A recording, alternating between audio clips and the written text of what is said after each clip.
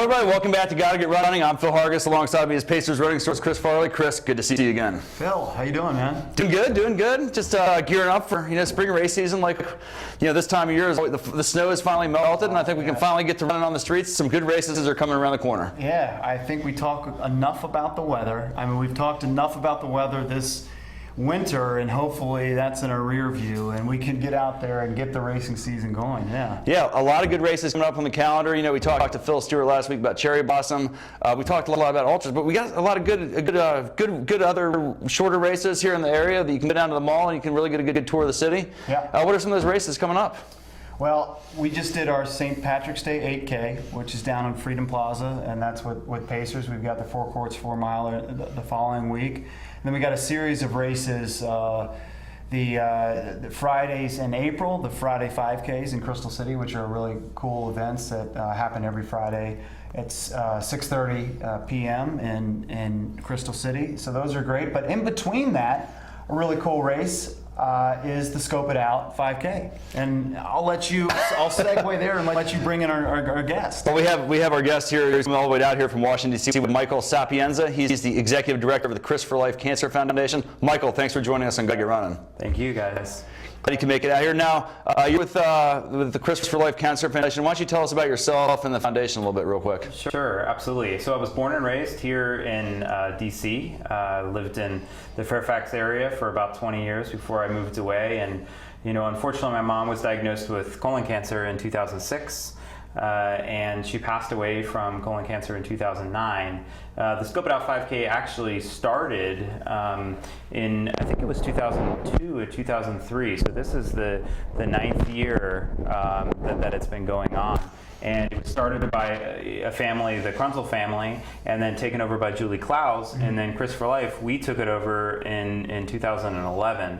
And what's kind of ironic about it, and we were talking about this before we started filming, is that my mom and dad actually participated in this race for 2 years before we actually took it on. So. And then you participated with them all together in 2009, you said. Yeah. That's a pretty cool story. Before you started the Chris for Life Foundation, how does that work? There's a lot of charity races out there. Where was the money going? Obviously to colon cancer before, but was there a foundation like yours before this? So there really wasn't. I mean, there was an organization called Colon Cancer Alliance that actually really hadn't started a 5K series. Now they do. Mm-hmm. But really, Charlotte and Julie started this race, and this was one of the very first races to raise awareness for colon cancer in the country. And for very many years, it was the largest. Now I think we're about the second largest in the country. There's a race in New York that's a little bit larger, but it's still one of the largest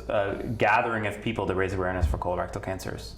So 2009, you do the race. And you didn't have the foundation. So what were you doing at the time then? So I was actually a professional trumpet player. Trumpet player. Yeah. Wow. Nice. Oh, that's impressive, man. Nice. Yeah. Well, I still play a little bit, but not enough. I asked him before. I asked him if he played in a band. I mean, what kind of idiot am I? I was a band. Some people call it. I played in bands and orchestra. There's a difference between a symphony and a band, I think. Yeah. So, anyways, but you were a trumpet player. Yeah. So I was performing in an orchestra called the New World Symphony in Miami Beach, and my brother, as my mom was going through this diagnosis, he's like, you know what? Let's put a team together. Let's do some fundraising, and let's get out there and get our friends and family involved. And I think we raised, I should say, about $22,000, and that was the very first time where I kind of saw that this wasn't on the radio. Colon cancer wasn't on the radio. It wasn't on TV. People weren't talking about it. We were seeing ads for the Race for the Cure in March, which is Colorectal Cancer Awareness Month, which is wonderful. But we needed to see more of colon cancer out there, and it was kind of the first time that it had this imprint in my brain that we need to really make a difference and change the discourse. And so you take a leap of faith and start this foundation. Was that a risky thing to do for you at the time? You know what's funny is that, I guess after my mom passed, so my mom passed in 2009, May, the day after Mother's Day, and it was something that I didn't really think about. My brother and I had this conversation of what would you do if you had $1 million? Right. And I remember spot on saying, you know what, I would put this money towards a cure for colon cancer. Wow. I didn't flinch. I knew that was what I wanted to do. And I have to say that, you know, we very quickly now, we're 4 years later, actually our 4-year anniversary will be on the day of the 9th annual Scope It Out, which is March 23rd. So that'll be our 4-year anniversary. We're now the second largest colorectal cancer organization in the world. Wow. So. Yeah, and the race means a lot to me too, as I was telling you before the show, that in 2008 my mother was also diagnosed with colon cancer, and you know she was diagnosed in October of 2008, had surgery right after that, and was on chemo for the next 6 or 7 months after that. So it was important to me at the time also to be a part of this race, and you know, brought my whole family out. They're not really big runners like I am and everything, and raise some money for the cause. And to me, this is a very important race, and it's great what you all are doing. Yeah, one of the things that we find is that people are more and more happy that we're doing this. So you know, there's a lot of people that are participating in the Race for the Cure and for breast cancer organizations and for Light the Night, and it's awesome. I mean, they've made amazing strides, you know, in screening for breast cancer. But you know, colorectal cancer is still the second leading cause of death for both men and women in this country. There's 150,000 people that would be diagnosed in 2014, and it, you know, research is vastly underfunded. And so some of the things that CRIS for Life does is, you know, we give research to places like the Lombardi Comprehensive Cancer Center right here in DC, and 75% of the proceeds from this race will stay here locally. And it's something that we, you know, feel that is extremely important. People don't talk about their butts. You know, you Right. can see my shirt, you know, and we now are comfortable talking about our breasts, or at least women are comfortable talking about their breasts. And one of the things that we're trying to do is get people to be a little bit more comfortable talking And about why? I mean, because you're right, and I would have never thought about this. But you see the pink ribbon, you see the NFL with the, you know, pink ribbon, which is great. Yeah. But you said it's the second. I mean, is it a bigger cause of death than breast cancer? Yeah, so the first leading cause of death for both men and women in cancers is lung cancer. Okay. Then it's colon cancer. Wow. And then breast cancer. So there's about 150,000 deaths from lung, about 50,000 from colon, and about 35,000 from breast cancer. You wouldn't think that. Right. But it's unfortunately is the case. And when this race started, when Charlotte's dad died, it was the second leading cause of death for both men and women, and it still is today. Wow. Yeah. I love your shirt. Love your fun. butt. Thank you. And they're having fun. Like women sort of loosen up instead of just being breast cancer awareness. There's like save the tatas, you know, stuff like that. So, and you go to one of your races and you do see some interesting plays on words and things with butts and costumes and T-shirts, team names. You see a lot more comfort in being able to being more open and discussing it You more. guys have fun with it. Yeah, we try. We try. You know, the Love Your Butt campaign, it started last year when we realized we really need to get people talking about this part of their body and get people screened. So, you know, if you're 50 years or older, or you're 45 and you're African American, you really need to be screened. Or if you have a family history like us, 40 years or older. And this is really to get people to talk about it. Right. And then to actually go and get screened, because we still have about 1/3 of our population. So between 60 and 65% of our at-risk population are being screened, but that's a very small amount. We still have about 33% of our population that aren't. And that's, 150,000 new cases of colon cancer a year.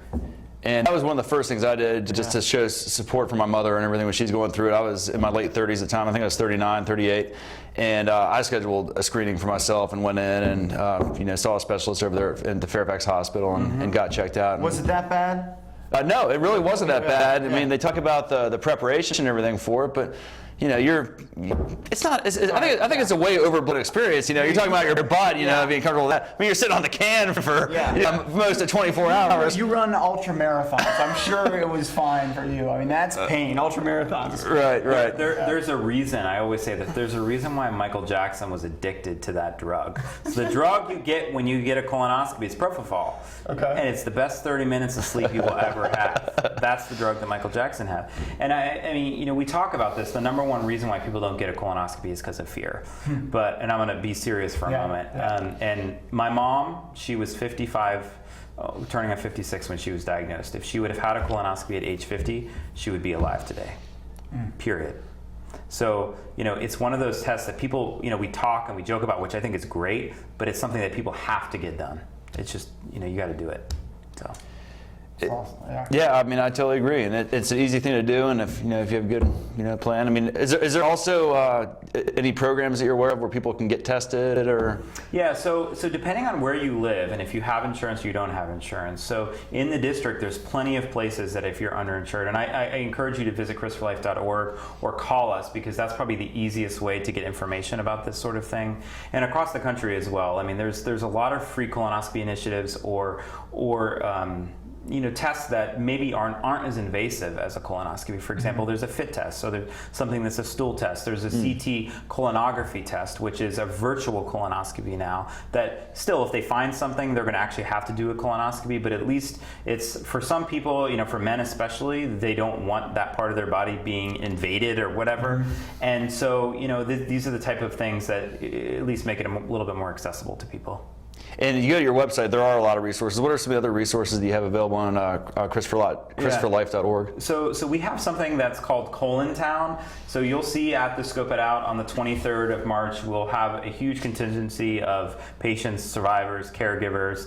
We'll have probably about 250 of them for all across the area. We normally get people from, 25 states. You may know better than I do, but we've got people from all different states around the country. And one of the main groups we have as part of this is called Colon Town. And this is where patient and survivors kind of come together and rally behind the cause. So. Yeah, it's the 9th annual Scope It Out 5K, March 23rd, 9 a.m. You guys do a series of other races as well, which I just learned tonight. Yeah, so one of the dreams of Charlotte and Julie when they started this race was to franchise this event out, and we have indeed done that. So last year, 2 years ago, we had our inaugural race in Detroit, and then last year we had our inaugural race in New York, Chicago, and Pittsburgh, and then this year we're having our inaugural races in Denver and Madison, in addition to all those others, and potentially Virginia Beach in the fall. So we'll have 7 to 8 races now after being around for just around 4 years. So, and this series alone will bring in over $1 million. And I can't tell you how far that money can go. So it's pretty amazing. Just the running the running. Because I know you do other events and other things with your organization, right? Yeah. We talked about this earlier. Yeah. We do an event called the Eat for Life, which is actually Monday, March 17th. I don't know when this is airing, but and then we also do a bunch of other. We have a gala. We have events in LA and online and a bunch of other things that we do to raise money. Yeah. So if you're not a runner, there's plenty of ways to get involved. Obviously, you can go there and make donations. But let's talk about the race now for this year. It is coming up here on March 23rd at 9 a.m. So what happens on race day and that big day, and what can the runners expect? How many runners do you get? The specifics of the race? Yeah, so we'll probably have about 3,500 people, and normally we get there around too early, as you know. 5:30, 6 o'clock last year. So we had a race director. This gentleman's name is Brandon, and this is actually an interesting part of the story. His wife was actually one of my mom's nurses, and his wife was there when my mom died, and he has dedicated himself to being the race director. And this year he's actually volunteered in Afghanistan. So it's the first year we won't have him as the race director. So I'll probably get to sleep in until 6:30 this year, something like that. But he's been amazing. So we'll be there around 6:30, and then we have a bunch of tents this year. We have Centera coming, we have Prothera, we have City Sports, we have 94.7, we have Deloitte, we have all these different organizations, us and then Lombardi and Colon Town. And so, if you're interested in getting there early, we also have a pre-race warm-up, and then we'll have a doc speak as well, and ND will talk about kind of the risks and what things you can do to help prevent this disease. Yeah, and it's really, it's a lot of first timers out. A lot of people who are there just to enjoy the day. March 23rd, we're going to have some great weather, I'm sure. So it's not an intimidating event, and it's a really good time, and it's a good community base, and there's a lot of great energy, and you feel good about your butt that day. You really do. And I've seen some. I've seen a lot of these shirts that say "I love my butt." And Phil, I know, wanted to know, how he can get on some collateral like this for next year. As you can see. Well, I don't know if they have a postcard that's going to be big enough for my butt, but but maybe next year we can go the larger size like this, and that might fit the whole thing on there. I'm not sure, but yeah, you know, they do. You also have a promotional video for your Love Your Butt campaign, and Chris and I were interested in being on that video next year. So when Marissa does You'll have to pay us. the butt calling Be calls, on it, right? well, whatever it takes. You know, Chris is happy to shell it out, man. No, I'm telling you, actually, this year we had. I mean, normally we don't pay people to be on this video. I mean, we you know, it's a PSA, and you'll see it here, and you'll see it nationally. Actually, it'll be in Times Square. Oh, we got to get on the station here too. You do. So you got to talk to Marisa, our PR marketing director. She'll be the one that does the casting call. I hear you may have an in with her. So, but yeah, it's a great video and it's a great message. And I would like to thank Marisa for a second for connecting us so that you could come on and do our show. It's something that we've kind of talked about over the last year or two about coming on and promoting your race and everything. And I'm glad that we could finally get you out here to have you do this. Absolutely, it's my pleasure. I'm excited about it. In your foundation, you have her and how many other people work at your? We have about 10 people on staff. Our corporate headquarters are in Tyson's Corner, and you know we're really excited about kind of where we're going this year with both the race and with the Love Your Butt campaign. You know, I think we talked about this before the show, but we actually launched the Love Your Butt campaign last Saturday on the Today Show.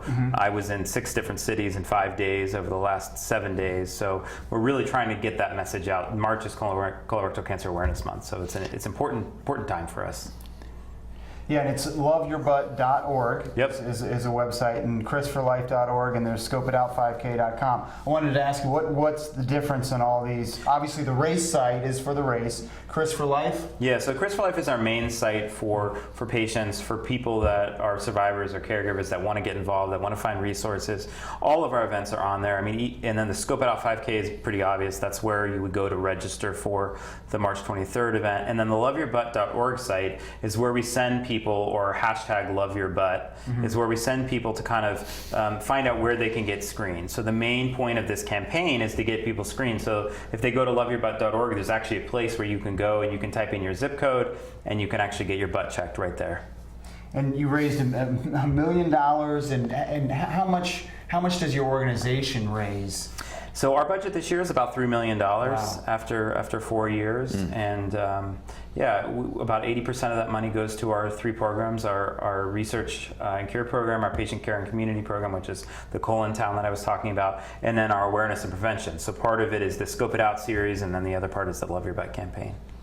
And they look at the amazing list of sponsors they have there. I mean, you have some of the big. Why don't you tell us about some of your sponsors also? Sure. So one of the most notable ones that we have this year coming on is Deloitte, and I'm really excited about this, and not just because it's Deloitte, not to plug them, but one of our wonderful supporters is a 33-year-old gentleman who has stage 4 colon cancer. And he works at Deloitte, and last year formed a team and has become extremely involved, has 2 young children. His wife also works at Deloitte, and their entire firm has gotten behind him. And another gentleman who also is 28 and has stage 4 colon cancer and really fighting this disease. And I think that's why I'm super excited about them. Number one, they've raised the most money this year, and they have actually almost the most number of teams. And then let's see, 94.7, we got Tommy McFly from there, and then a bunch of others. ABC7, we have the Rush Center. So the Rush Center and Lombardi Cancer Center, that's where my mom was treated. So it's near and dear to my heart. That's where a large majority of the proceeds will go, is to Dr. John Marshall. We have Coons, one of our staff members actually is very good friends with Jimmy Coons, and our staff member Michael Paul lost his wife at 29 to colon cancer. And then obviously we have WTOP and some other of the local hospitals, Centera and others. So. Yeah, and you kind of great. I just want to get back to the prevention and the detection of this again. But like if you're young, like 25 or 30, I mean, you can get screened, and especially if you have history. But what are some early signs that somebody that is young and healthy can really? Because you're not going to be going out and getting a colonoscopy at that age. Chances are. It's a good point. So you and I, we knew because our moms in our family history. But one of the things that we always talk about is that people over the age of 50. The incidence of colorectal cancer is actually decreasing, but people under the age of 50, it's increasing. And those are the people that, if you go to the doctor, say, you went to the doctor and you said, I'm not feeling well, I'm having problems, I'm having issues. They'll say, well, you know what? Take some Metamucil, let's, eat more fiber, or do something like that. Well, the problem is that the education with these doctors is if you have cramping, if you have blood in your stool, if you have night sweats, if you have any of these symptoms, you need to take them seriously. And part of the problem is that we have to advocate for ourselves. So we have to go to our doctors and say, if we've had rectal bleeding, if we have a change in our stool, if we have any of these things cramping, we got to say, you know what, I think I want to get checked. Because I don't want to take the risk of most young people, when they find out they have cancer, they can actually feel it. Because their doctors have sent them home and said, you know what, you got to take Metamucil, or you have to do this, or you have to do that. And that's really where, I would say, I don't want to scare people, because there's a lot of reasons why you could have those symptoms, but you got to get it checked. I think that's the most important message. Cool. Yeah. Well, you do a great job of spreading the word. You mentioned that you were on the Today Show. What other fun places have you been to spread the word about? Yeah, colon cancer so and all your butt? this past week, let's see. So I was in New York, and then I went to Pittsburgh. And actually, it's a good story. So Pittsburgh, Pennsylvania, is where my parents are from. And one of the things that they do there is they have this event called Cookies for Chris, where they bake 4,200 cookies. 4,200. Wow. Really to find a cure for this disease. So they had about 310 people there and 6 inches of snow. If you had an event here in DC with 6 inches of snow, it'd be like there'd be 10, or 5 maybe. The grocery store shelves would be empty. Yeah, totally. And then let's see. And then we had our big storm on Monday, and then I flew up to Boston and did a presentation in Boston. Flew back, then flew to Denver, and we had what's called the Dress in Blue event in Denver, Colorado. It's actually a precursor to the Scope It Out, which we're having there in October. And then I'm back here, and actually Marisa and I went on Saturday to meet Carmen Malcavavo, who some of you may or may not know. He's a very famous fashion designer, and I convinced Marisa to buy a dress. He actually is a colon cancer patient, Wow. survivor, excuse me. Right. And so he's a big supporter of ours. And then on Sunday, we were on Federal News Radio 1500 talking with Dave and Nikki Nellis about our Eat for Life event. And then I went to brunch and had some drinks. Well, Michael, you are No more than 2, because that wouldn't be colon friendly. You're a great ambassador, and this job is just perfect for you. The race is also, since it is got to get running, I wanted to talk, close out with The course. We haven't talked about the course yet. Yeah, it's a phenomenal course. It's right downtown on Frida Plaza. Again, March 23rd, 9 a.m. Flat fast. We've got a new course, and we actually work on the race with him, and I was embarrassed that he broke the news to me that there was a new course, and then I did finally figure out. Was that right? There is a new course. Wow, I give myself talked too to little credit. I know. I talked to my business partner Kathy, and she said yes, there is a new course. It still goes by the Capitol. Okay. But it is it's the best place to race in DC, so I'm thrilled that it's down there. And like I said, I've been to the race for the last 5, 6, 7 years, and it is just great energy, a great event for if you're a faster runner. It's a flat fast 5K, but also the majority of the crowd is really those folks who are there for the cause, Yep. and great energy and a great community to be a part of, and walk, run, because you can walk it, correct? Yeah, absolutely. I think our top time last year was probably like 14:50. Yeah, so it's really fast. So it's up front. fast Yeah. up front. Yeah. And then there's the 1 hour walkers with right. the strollers and the dogs and their kids, and it is a family event. But we got a couple hundred of the really fast guys and gals up front. So. Yeah.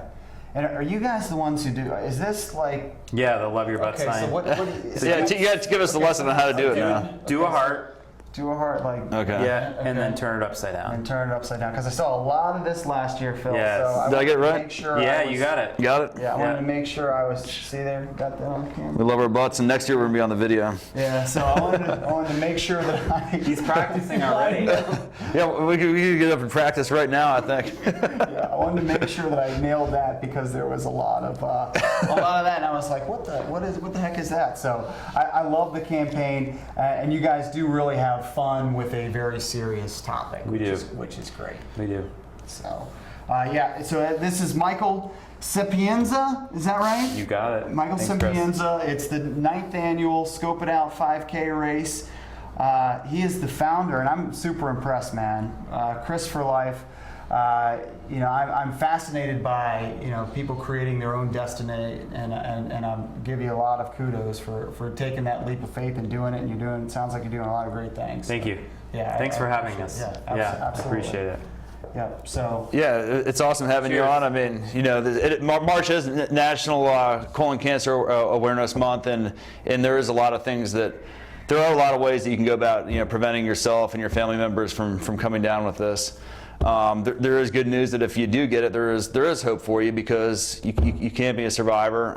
They have a lot of, they're getting better and better at treating this. Absolutely. So where do you like to go grab your drinks down in DC, Mike? Oh, good question. Scion. You're two. Actually, you know what? I shouldn't tell you where our after party is on air, but no, I go to a bunch of different places. Where actually the Eat for Life is going to be at the Longview Gallery. No, I like to eat. So tell me a little bit about the details of that event real quick, because The Eat for Life, yeah. So we have Celebrities? 5 local chefs. One from over here in Arlington at the Copperwood Tavern. Then we have Scott Juneau from, let's see, the Source, I think, Wolfgang Puck's Oh, The nice. Source. Yeah. That place and is then awesome. We have a bunch of others. There's 3 or 4 others from around the city. They come together, and it's a chef cook-off, but it's all around colon-friendly foods. So we basically give them the ingredients. They have. What are colon-friendly foods? So let's talk about meat, but non-red meat. Okay. So Fish fish and poultry, and in small portions. And people can eat red meat. I often think it's misleading to say you Right. shouldn't eat red meat. I think it's just an in excess amount of red meat and processed meat. So diet high in fiber, a lot of fruits and vegetables. So basically, and then there's some spices like turmeric and cumin. I'm trying to remember the others. I should know them off the top of my head. But there's some basically colon-friendly foods, and then they take all these ingredients. They create masterpieces, and basically the 150 to 200 people there, they try them from every different station, and then people get to vote on which one's the best. And while they're there, we have like trivia. We have a video that talks about what you shouldn't eat, what you should eat, and that sort of thing. So open bar, Yeah, that and sort of thing. nice. Well, that's always Yeah. good. I mean, open bar. But just simple little things like that, adding some spices and some herbs to your food can make a difference. Absolutely. But hey, Michael, thank you for coming down and doing the show again. Awesome information. It's a great event. The race will be the 9th annual Scope It Out 5K. Will be on March 23rd at 9 a.m. Go down there and check it out and be a part of the great event and raising awareness for colon cancer. Thank you, guys. All right, thanks a lot, and we will see all you guys next time. And special thanks to Marisa for directing the show on Gotta Get Running. Bye-bye, everybody.